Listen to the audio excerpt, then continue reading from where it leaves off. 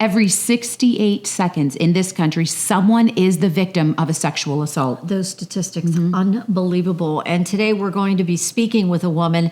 She's going to share her story. She was a victim of sexual assault. And this is Chick2Chick.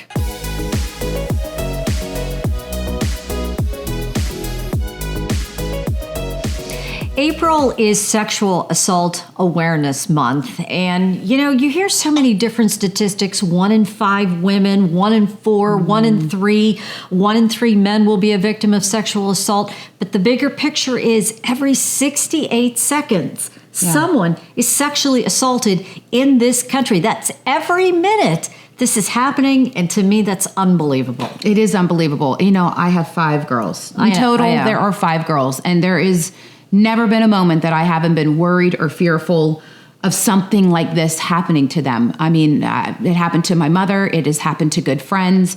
It's just unimaginable. And the fact that there are people who are willing to really come out and be candid and talk about it, I think is incredible bravery. And we do have one of those people with us today. Brooke Rush is with us today.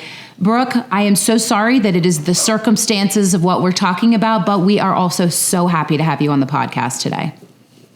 And I appreciate the opportunity that you guys are giving me. I cannot tell you how important it is for me to have heard others' stories when it comes to where I am in my healing now.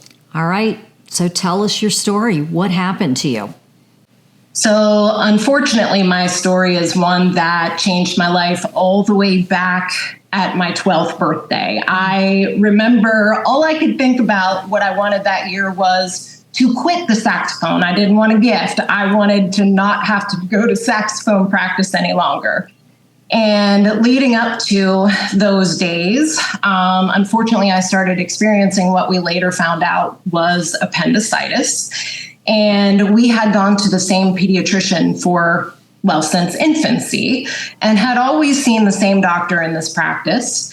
And unfortunately, that day, there was a different pediatrician who was a well-known pediatrician, an upstanding member of our community, who was the practitioner who saw me. And sorry, this one always makes me pause a little bit in speaking because this is my sensitive spot, but my father took me to that appointment, and he sat at my feet, and I could have literally flexed my feet and tapped his shoulder.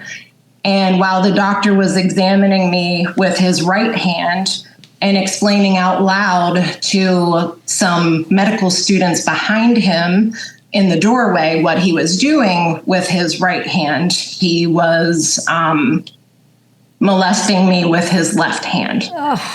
Oh my God. And I can tell you the color of the walls and where everybody was positioned and all of these things.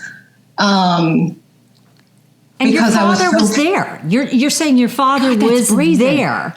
And my father did this. Was literally at my feet. But this was in the 80s, and, he was modest. I'm still modest. And so he was giving me the respect and privacy of looking in straight ahead while his young 11-year-old daughter was literally right at his shoulder in the safest place I could have been.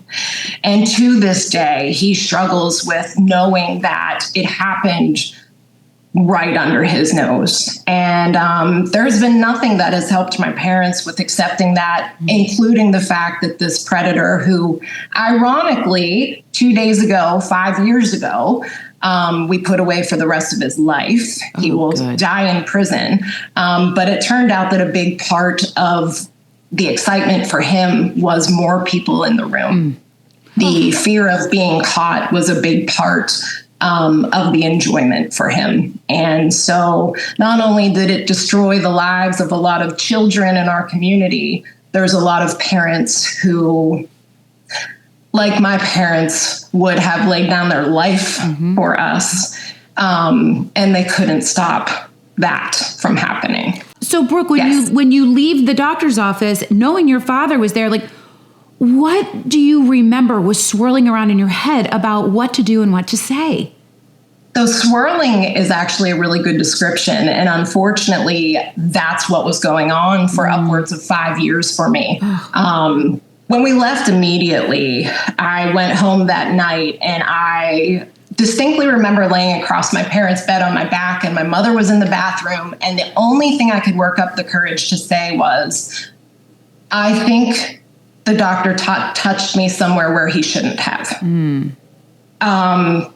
You just gave me the chills. I just literally, you're giving me the chills. I just have a visual of this, and it just, oh my gosh. Anyway. What did your mom say? Yeah. Sorry. Well, as a mother, and this has been a discussion that we've had many years later, and as a mother myself, I needed to understand a lot of that. But as a mother and my mom thinking, I had been at the pediatrician, she assumed, unfortunately, that he touched me somewhere he shouldn't have meant he may have brushed across my chest when he went to do my abdominal exam or something of that nature. Never in a million years did she think anything like what had actually happened, because she had a child that just could not come up with the words to tell her. And it swirled in my head for years, wondering if what happened was actually okay. That somehow I was hanging on to the trauma of this, but surely it wasn't wrong. It was a doctor. It had to be okay. My dad was right there. There's no way somebody would do something so wrong. There were so many people around. And that's what cycled and cycled and cycled for me all throughout middle school. And at the end of middle school was the first time I attempted to end that cycle. What did you do? At that point, I had tried everything to isolate myself, to not have to go to school. I was pretending to be sick in every way you could imagine. And I had been prescribed anti-epileptic medication. And the night before church, I took the entire bottle of anti-epileptic medication, hoping that I would not wake up at 15 years old. What in the world did you do to pull yourself through to a point where you could get it out? Like it's like I'm imagining like this actual purging of what happened to you. What was the catharsis? When was it that you just were able to get this out? So the best thing that ever happened to me in my life was becoming a mother. And the timing of that was not the best timing for any teenager. Part of me acting out, isolating, and doing all these things was putting myself in a relationship and trying to attach myself to something. And I found myself pregnant at the age of 17. That was the pivotal moment for me. And believe it or not, because I still was struggling with all of these thoughts, whether it was a true violation or not, all those years, this was the only pediatrician in our small town for the most part. I took my infant son to that pediatrician's office, never thinking I would see that doctor. And the moment I hit the doorway, I had a visceral reaction to what had happened to me. And where it came from was having this other being to protect. And that was the first time where I had the words and I told the father of my child that this is what happened to me and it happened to me here. And but again, this is still early 90s at this point, and not really knowing what to do with this information. We were two kids playing house, essentially. I sat on it for many, many, many, many more years, and processed it in very unhealthy ways. And it wasn't until very recently, and whether this is it's true, your 40s are amazing years, or 40 is just when everything came together for me, that's when I finally took control back. Wow. You went through so much. I don't think people realize the long-term effects that this can have. You survived and now you're thriving. And how are you living with that? And how did you get to this point that you are thriving now? I never in a million years thought this would be a story that I told. I didn't tell anyone for so many years. And I was very lucky in that a girl that was my age when I was assaulted, a 12-year-old little girl, had the courage to speak out against this doctor who had still been in practice for 30 more years. And it was that moment where I said, I can't let her do this alone. And that dumped me into this amazing family of survivors. I never even knew the difference between the term victim and survivor until people started labeling me as one or the other. And I greatly respect or appreciate the respect you guys gave in labeling me a survivor.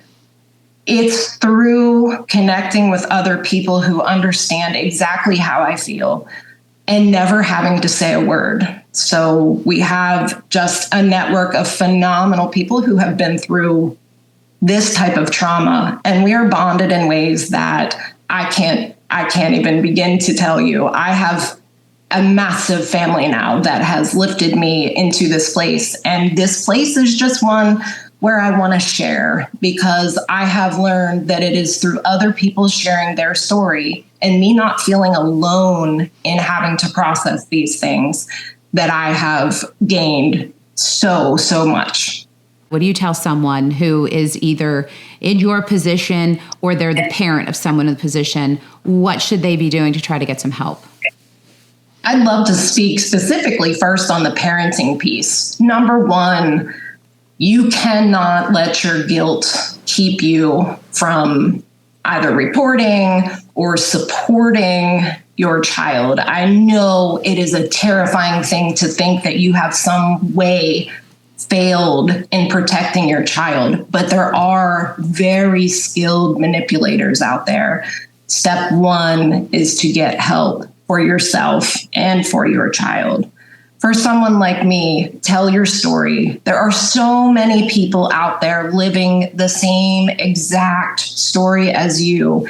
And when you connect with them, you start to really identify even more things that maybe you didn't put in that category. There are a lot of things that I was experiencing in my life that I never would have associated with my assault when I was 11, 12 years old, that now I'm able to deal with them in a better way because I've found that commonality between other survivors. And lastly, anything you can do to continue to fight this in some way is such a healing thing. There are so many things that you can get involved in without ever having to tell your story publicly at all to help other children that could potentially be in your shoes someday. Brooke, on that note, thank you for sharing your story. We're so sorry you went through this, but your words are so powerful, and we certainly hope that by you sharing your story, you're helping other people in this situation. So thank you for coming on the podcast.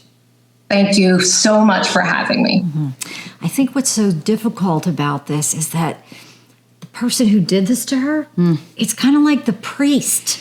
Yes. Molesting these kids. Or it's the scout leader. Yeah, it's the person you trust. Trusted person. The doctor. You're cruel. going to the doctor. Yeah. And I think that's what is so difficult to process here. God bless her. And she has such a powerful voice. Yeah, she literally does. and figuratively, she's a very powerful voice. And we are grateful that we had her on the podcast today. Hopefully it'll help someone who is listening shed some light on sexual assault in this country. We appreciate you being with us here today. Do us a favor, head over to our YouTube channel, like and subscribe until we're back to chirp about another topic.